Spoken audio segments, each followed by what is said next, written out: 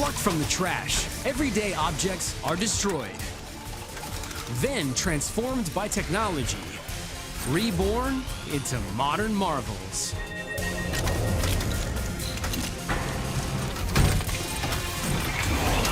Bathroom faucets are forged into bronze statues. Styrofoam coffee cups pour into bike helmets. Mangoes are made into sneakers. These are the things that are made by destruction. Plumbing fixtures come in all shapes and sizes. A beautiful combination of utility and design that's built to last. But they don't last forever. Until now. Craftsmen and metalworkers are tapping their talents to turn brass faucets into timeless works of art. Every year, masters in alloy take in thousands of kitchen and bathroom fixtures and forge them into bronze used to make metal monuments. Brass faucets are recast into bronze statues. At their foundry, metalworkers melt and blend the faucets to turn them into bronze. Drumloads of fixtures arrive at the smelter. The chrome-plated brass taps are mostly made of a copper-silicon alloy, the perfect base metal for a conversion to bronze. The first step is to turn the taps into molten metal. A forklift offloads the faucets, which weigh about 1 kilogram each, into a shovel. A crane hoists the shovel across the foundry and eases it into the mouth of a furnace. A metalworker loads the pieces into the oven. After 2 hours at 1,400 degrees Celsius, the faucets liquefy into bubbling brass. The worker scoops up a sample of the molten alloy to analyze its composition and determine what needs to be added to turn brass into bronze. Both brass and bronze contain high concentrations of copper and zinc. The worker needs to add manganese to convert this alloy into bronze, which is darker in color, harder wearing, and more rust-resistant. Now that the chemistry is right, the bronze can be poured into molds. The liquid metal flows from a spout and fills a ladle. After about 25 minutes, the container tips the contents into ingot molds. The ingots travel along a slow-moving conveyor, cooling as they go. At the end of the line, the charred bronze ingots fall into a bin where they finish cooling off. A forklift transports the ingots to a cleaning station. Next, the ingots load into a tumbler.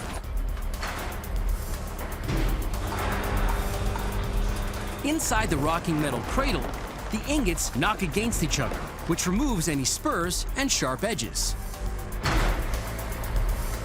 The bronze ingots emerge shiny and clean. A worker stacks and straps the ingots onto a pallet. This former brass faucet has been sculpted into bronze ingots, ready to pose for a statue.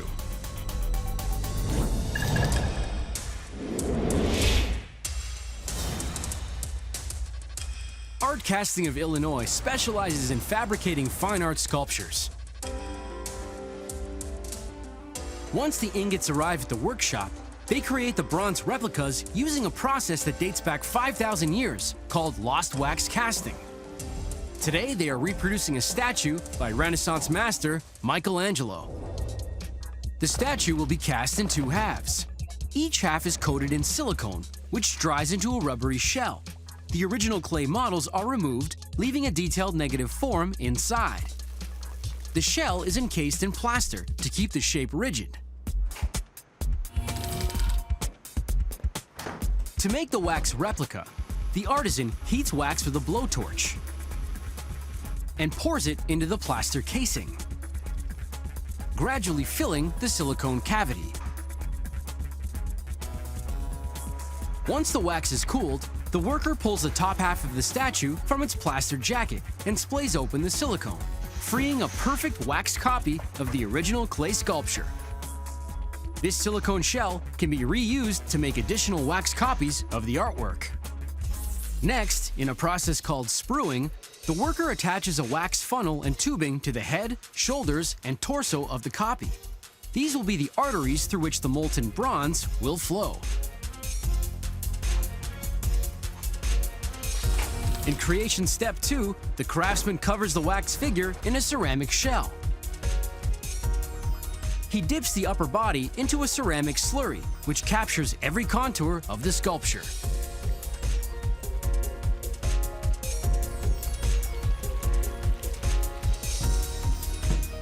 Then, he sprinkles it with a fine silica sand until the coating hardens into a 10mm thick casing.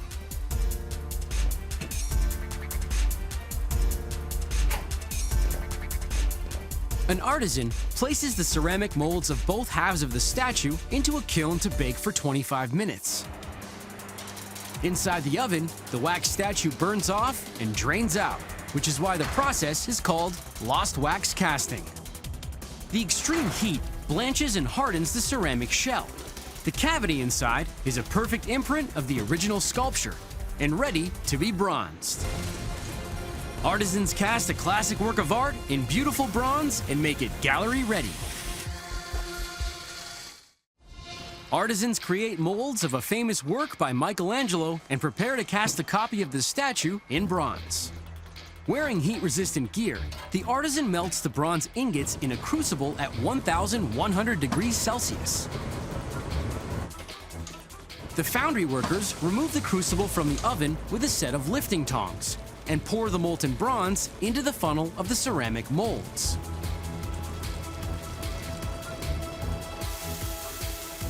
Once the molds are filled, they bury them in sand to slowly cool.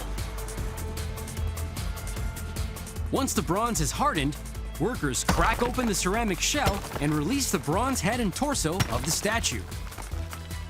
The process is repeated for the bottom half of the sculpture. The spruing that channeled the molten bronze into the cast is cut off. A worker then welds both halves of the statue together.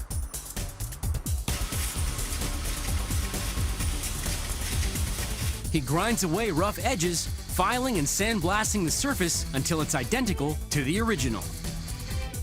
The statue is complete. A flawless bronze miniature of an iconic masterpiece.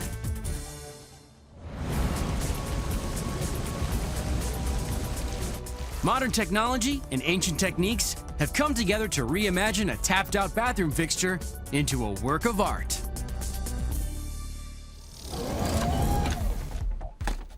Expanded polystyrene cups, street name Styrofoam cups, are lightweight, strong, and cheap. That's made them ideal for keeping coffee addicts on the go. But of the 15 million tons of EPS produced every year, only 15% of it is repurposed. That's because EPS is extremely difficult to recycle.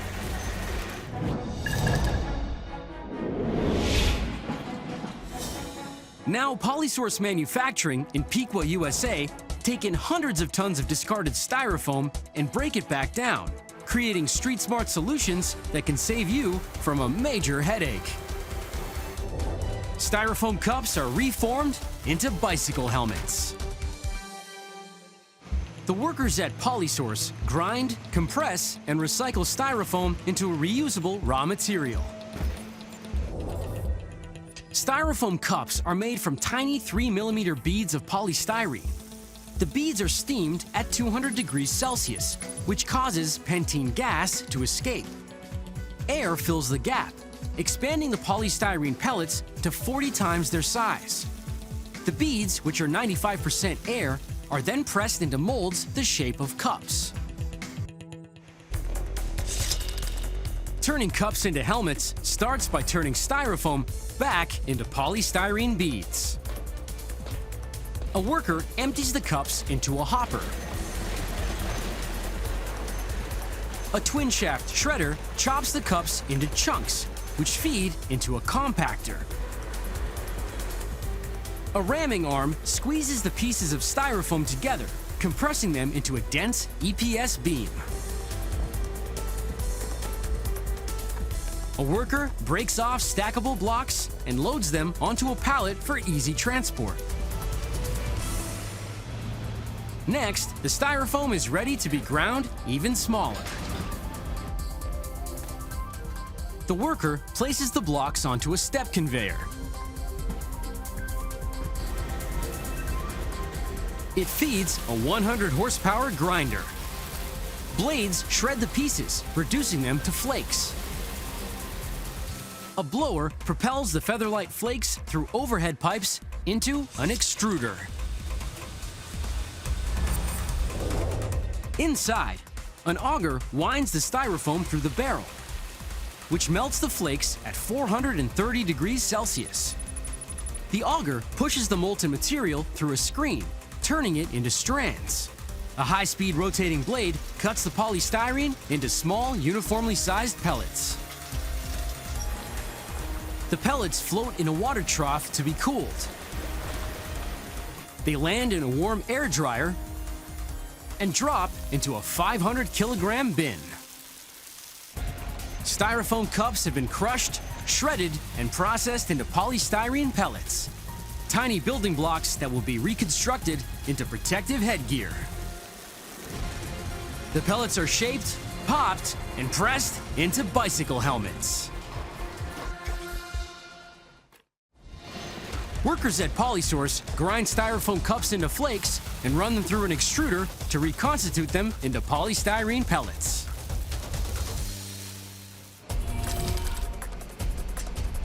A forklift hauls the bins of pellets to a second extruder. Inside, the pellets are melted and blended with a black colorant. A proprietary expanding agent is added that will puff the pellets back into styrofoam. The heated screw pushes the molten material through a die plate. The compound comes out as long black strands. They snake through a cooling water bath. A blade slices the strands into 1 by 4 millimeter beads, which tumble into 1,000 kilogram hoppers. A worker wheels the hopper to the steamer. Steamed heat will expand the polystyrene back into styrofoam. At the steamer, a vacuum sucks the pellets into a large pressurized drum.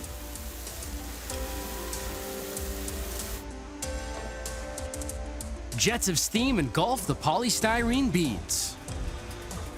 The steamer acts like an industrial-sized popcorn popper. 200 degrees Celsius heat causes the expanding agent in the pellets to escape and replaces it with air, inflating the pellets like popcorn, which grow to almost 40 times their original size.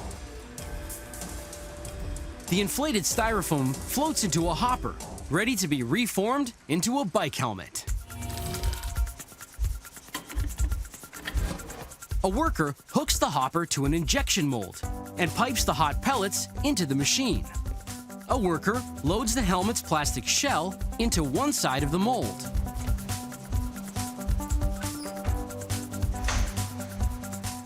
The operator starts the machine. Once the door shuts tight, the expanded polystyrene pellets are injected into the mold, filling it with shock-absorbing foam.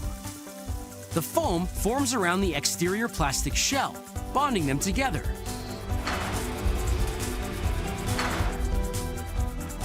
The worker then removes the foam-injected helmet. A weight test confirms that the styrofoam inserts are the right density to protect the cyclist in case of a fall. The worker adds strips of padding and clips on a chin strap. This helmet is road ready. Old styrofoam cups that kept your coffee hot have been reformed and repurposed into a cool new helmet that will keep you safe on the street. That's using your head. Mangoes are the most popular fruit in the world. About 45 million tons of the tropical fruit are produced every year. They're delicious to eat, but tough to time. Wait till they're ripe, and they risk getting soft and getting tossed. So tons of the tangy fruit never make it to the table. Now, an inventive startup in the Netherlands is taking steps to turn mangoes gone bad into something good. Every year, Fruit Leather Rotterdam takes tons of rotten mangoes and other fruit and turns it into a treat for your feet. Mangoes are cobbled into sneakers. In Fruit Leather Rotterdam's plant, fruit tanners mash, boil, and dry mango fiber into sheets of durable material. To process fiber, the mangoes first have to be mashed. Shipments of food waste land at the loading dock. A worker carries buckets of the rotting mangoes into the workshop and pulls out the pits. Then, he empties the pulp and skins into an oversized food processor to chew the mango chunks down into a smooth puree. He passes it through the mixer several times to achieve the right consistency. Now the mango mush needs to be cooked down. The worker pours the puree into a cooker, blends in a binding agent, and turns up the heat. Slow cooking the mango prevents fermentation and kills off any bacteria in the fruit. The puree is reduced to a sticky paste. Much of the moisture has been cooked out, but it still needs to be dried further. The tanner drops a glop of mango paste onto a glass tray that is 40 centimeters wide by 60 centimeters long. He spackles it into an even layer. He loads the sheets onto a rack. Then slides the fruit platters into a dehydrator. The mango sheets cook low and slow. Warm air circulates inside the dehydrator, pulling the moisture from the fruit while preserving the oils so the fibers maintain their elasticity. The worker removes the sheets. The sheets retain only 20% moisture. The dried mango is now strong and stretchy. Mangoes contain fibers called hemicellulose, cellulose, and lignin. When dehydrated, the fibers form a tight matrix that's strong enough to be made into footwear. Mangoes have been pitted, pureed, and dried into fruit material, ready for the next step in becoming sneakers.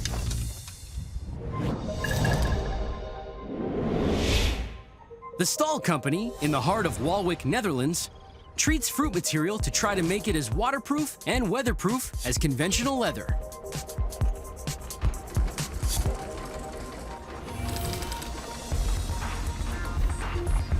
Workers unwrap the mango material and place it on a wire conveyor belt. The belt slides the sheets into a glass-walled coating cabin. Inside the spray booth, rotating nozzles shower the fruit material with a mist of preservatives and waterproofing agents. The spray permeates the sheets. The staggered wired surface allows for maximum saturation. Once they're soaked on one side, workers hang the sheets on drying rungs. Then, they flip them over and feed them back into the coating cabin for another round. The mango sheets are dry and watertight and ready for the leather look. The worker chooses a patterned press plate. He positions the stamp into a press and inserts the mango sheet.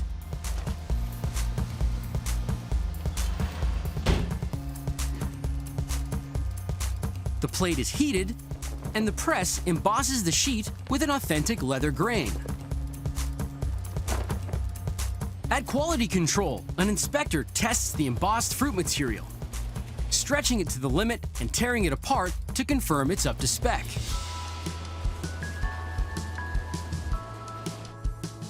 It's now ready to be cobbled into a shoe. Shoemakers cut, stitch, and craft the fruit material into plant-based sneakers. In the Netherlands, fruit tanners mash, press, and dry rotting mangoes, processing them into resilient sheets of fruit material. The sheets arrive at the footwearists, where cobblers will cut, sew, and shape the mango material into stylish sneakers. Step 2 of creation is cutting. A shoemaker uses a pattern to cut the embossed material into the top of the shoe called the upper. To cobble a shoe together, the upper part of the sneaker is cut and sewn into shape. Eyelets are punched along the edges where the laces are strung. An insole is nailed to the bottom, then glued onto the sole. At the sewing machine, a seamstress stitches the shoe's upper. She tests the shape and size of the upper by placing it on a foot-shaped block called a last.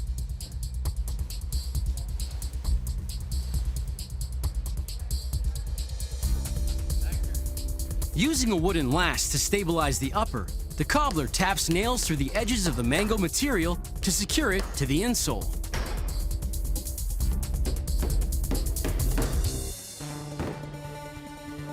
Then he applies shoe cement along the inside rim of a cushiony rubber sole. He fits the insole into it to glue the two halves together. The shoemaker punches eyelets for the laces into a separate strip of mango material. Back at the sewing machine, the eyelets and upper are stitched together to finish the sneaker. These shoes are ready to hit the ground running. Rotten mangoes have been pureed, processed, and tanned into fruit material, turning food waste into footwear. Now that's what I call a sweet pair of kicks.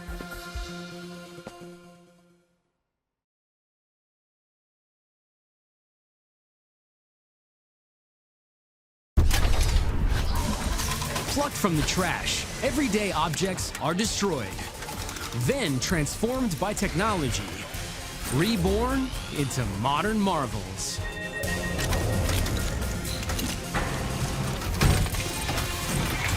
Bicycles are the main ingredient inside Dutch ovens. Juice cartons are squeezed into decorative wall panels. And water bottles find new life as sportswear. These are the things that are made by destruction.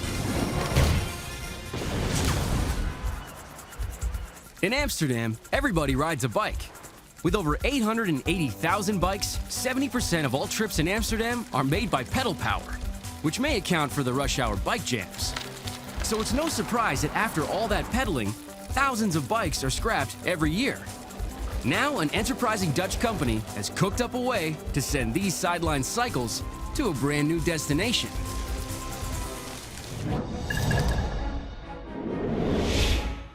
The workers at Tradeform turned bike frames into an important ingredient in classic cookware. Steel bicycles are recast into Dutch ovens.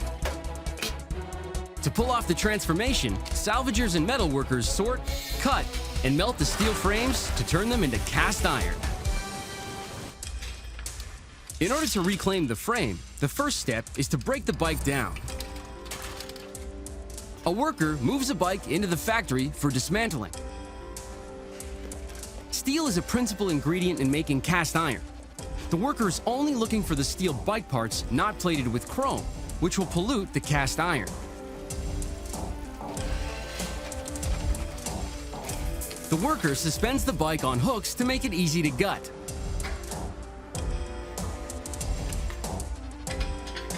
Another worker removes the chrome-plated wheels.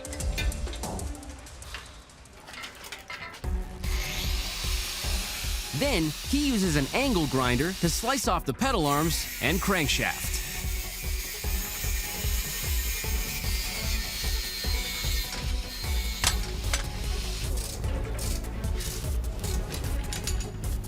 A bolt cutter snips the chain in pieces. Finally, he yanks out the chrome-plated handlebars and seat post. Nothing's left but the diamond-shaped pure steel frame.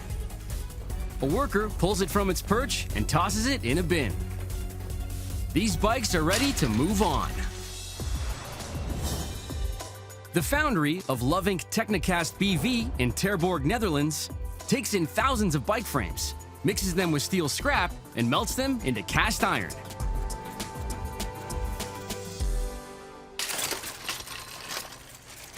In destruction step 2, the steel bike frames are melted down. A grapple magnet pulls up a load of bike parts. Air lifts it across the foundry and lets it go over an induction furnace.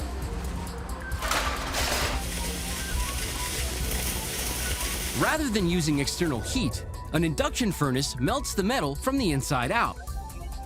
A strong magnetic field causes eddy currents within the conductive steel to generate intense heat. The steel begins to liquefy at about 1,400 degrees Celsius. A foundry worker steers a ladle filled with molten additives to the mouth of the furnace. Turning steel into cast iron means upping the metal's carbon content from 0.2% to 4%. This is achieved by adding high carbon scrap like automotive brake rotors and silicon to the steel alloy. Cast iron retains heat and maintains its shape in high temperatures, making it ideal for casting and for cooking. After 90 minutes, the bubbling cast iron flows down a channel to the bottom of the 2-story furnace and collects in a large crucible. A forklift moves the molten iron to its casting session.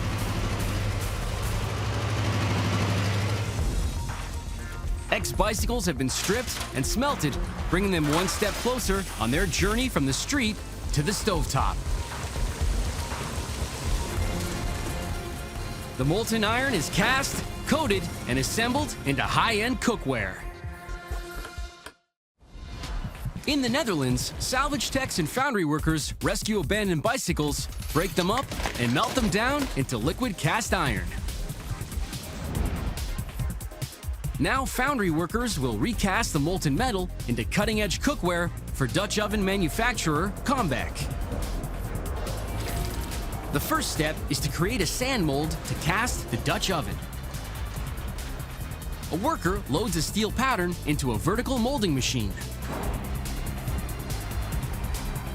Inside the machine, a mixture of sand, clay, and water is blown into the sealed chamber. With 8 kilopascals per square centimeter, hydraulic arms squeeze the mix against the forms, compressing into the exact outline of the Dutch oven. The clay bonds the sand together. The machine ejects the mold onto a conveyor. In creation step 2, the liquid iron is poured into sand molds. The molds pass under an automated pour machine. Hot metal pours into the sandy cavity. The cast iron conforms to the shape of the pot. The molten molds travel along the line, taking about an hour to cool down. The sand cake pots move into a shaker that rocks and vibrates to loosen the sand.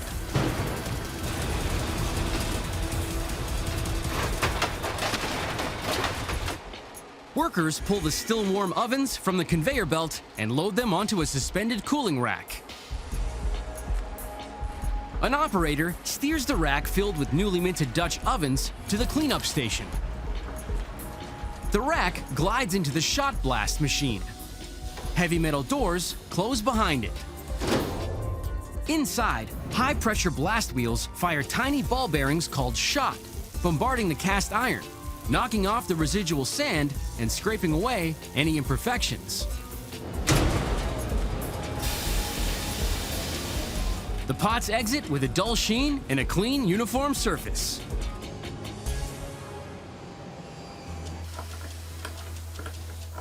A worker clamps the oven onto a CNC machining center that carves a shallow cavity into one side.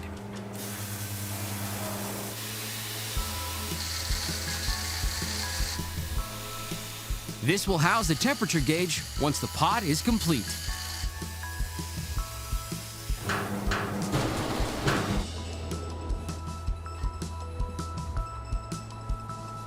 The ovens are now ready for a coat of enamel.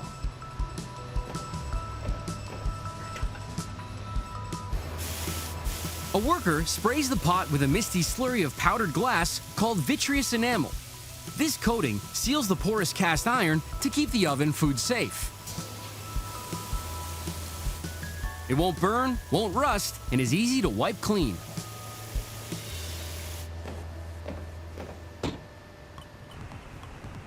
The oven bakes at 750 degrees Celsius to cure the enamel coating.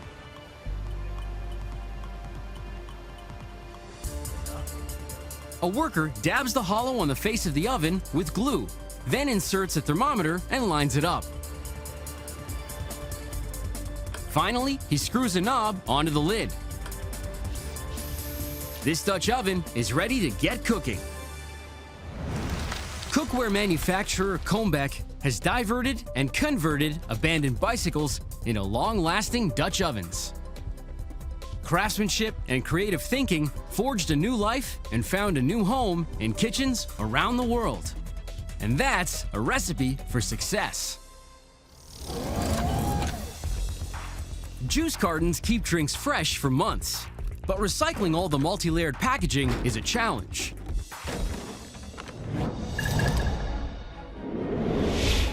Now, a forward-thinking company in Des Moines, USA has figured out how to repurpose all those flattened cartons.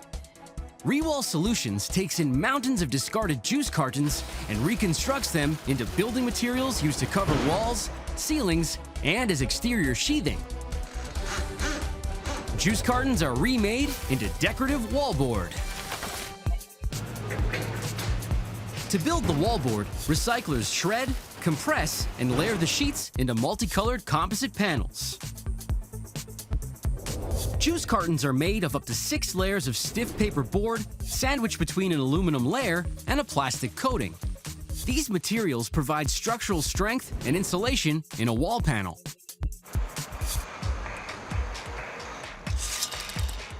A truck backs a shipment of juice cartons onto the loading dock. A forklift ferries 1-ton bales of flattened post-consumer cartons into the factory. A worker snips the bale wire. The loose cartons tumble onto the floor. A front loader scoops up a pile of cartons and shovels them onto a belt, which feeds them into a grinder. Blades shred the layered paper, low-density polyethylene, and aluminum liner into 4 to 5 centimeter chips. The chips drop onto a conveyor. Discarded juice cartons have been squeezed, shoveled, and shredded to bits, ready to be rebuilt into trendy wall panels that turn any room into a room with a view. The shredded cartons are steamed, pressed, and cut into composite wallboards. Recyclers at Rewall Solutions offload bales of post-consumer juice cartons and shred them into chips.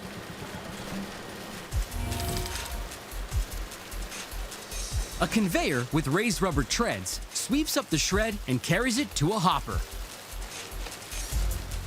The juice carton chips drop onto a leveling table, sandwiched between 2 sheets of Teflon paper. Twin rollers guide the loose shred into a 3-stage hydraulic press.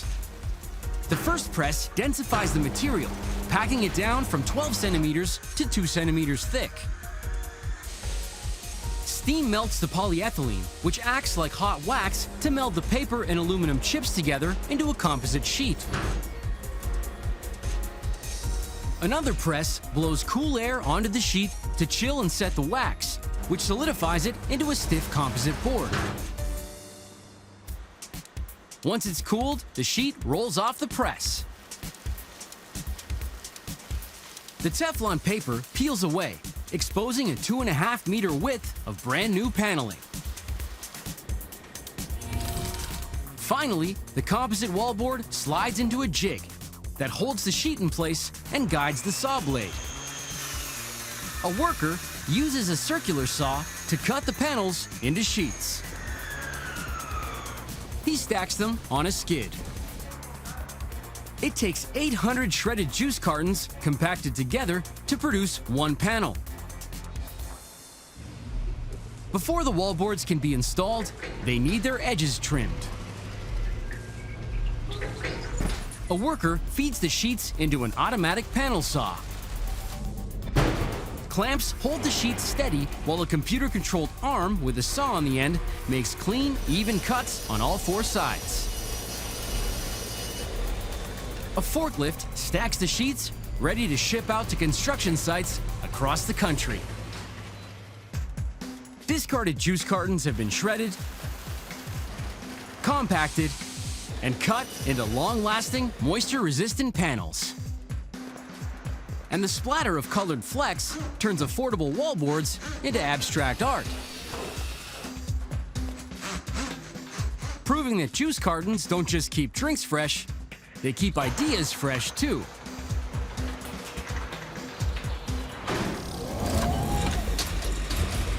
Bottled drinking water is cheap and convenient. Uncap it, take a few sips, then toss it away. We produce enough plastic bottles to generate a ring around the world 2,500 times over. The good news is, advances in technology are able to transform water bottles into new products that are changing the fabric of the fashion industry.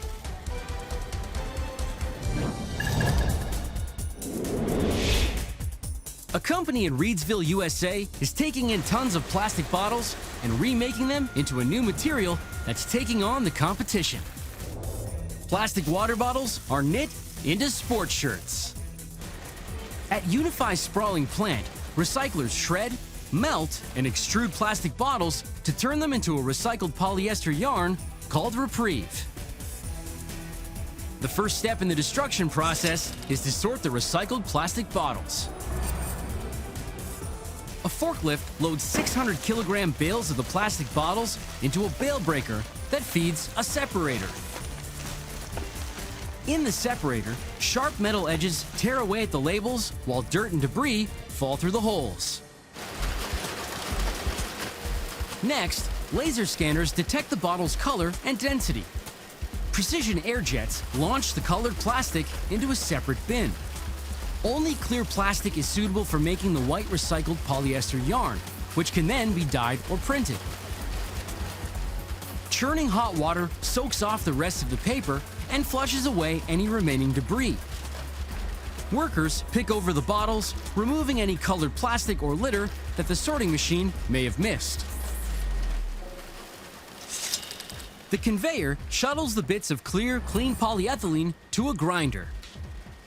The grinder granulates the plastic into 13mm sized flakes. The flakes propel through a friction washer and dryer and pipe into shipping sacks. The plastic flakes land at Unifi's factory in Yadkinville, USA, where it'll be turned into recycled polyester yarn. A forklift carries the 680 kilogram super sacks to the extrusion line. A worker unties the bag and unleashes the flakes into a hopper. The flakes are pushed through the machine by a heated screw, which liquefies the polyethylene.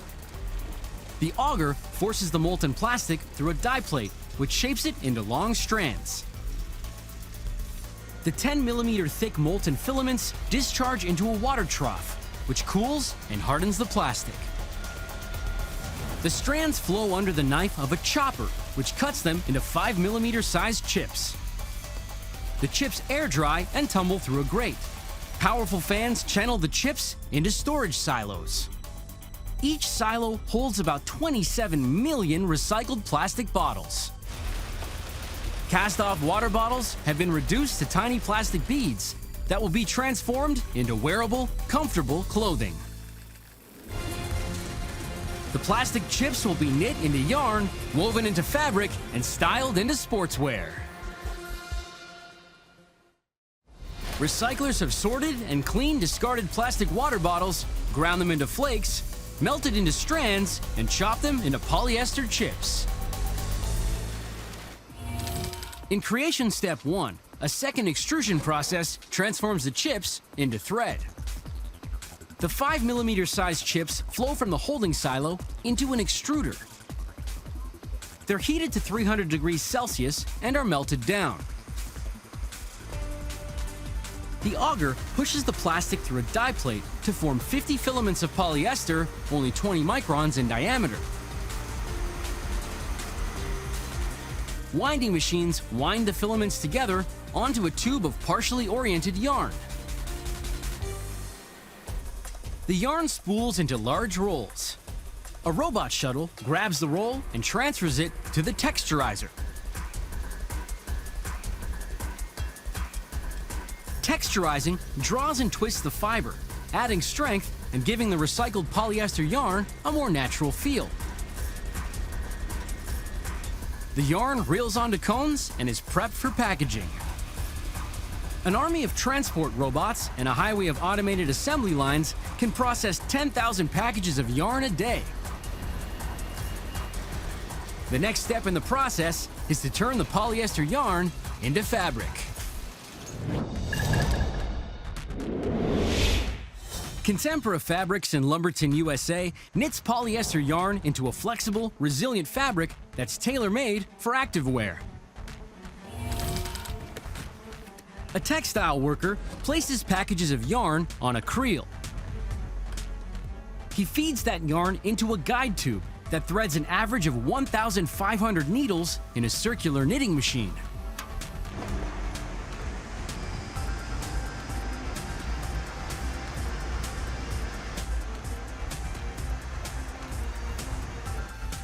As the machine spins, the needles create millions of stitches, knitting the yarn into rolls of polyester fabric.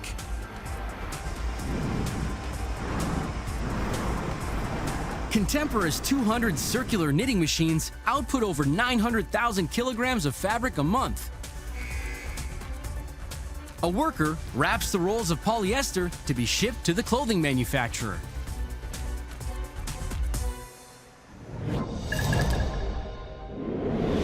Vapor Apparel in Union, USA combines ultra-modern methods and old-world craft to cut, print, and sew polyester into stylish sportswear. In creation step 3, a technician uses a process called sublimation printing to transfer a perfectly scaled color graphic from the screen to paper to fabric. A printing machine prints a design onto a large piece of transfer paper using an ink developed specifically for this process. Workers lay the paper onto a roll press. Then, they stretch a sheet of polyester fabric on top. Rollers pull the fabric, transfer paper, and a sheet of blotting paper through the press.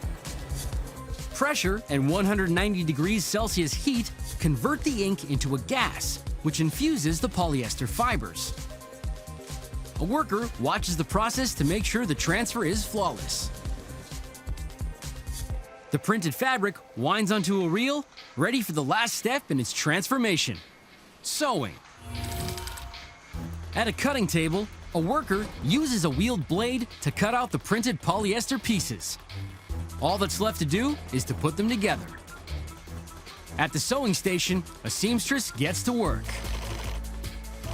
It takes a 6-pack of plastic water bottles to produce this bold, breezy polyester sports shirt.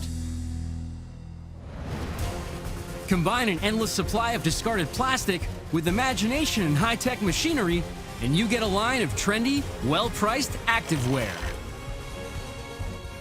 A water bottle wardrobe that's a perfect fit.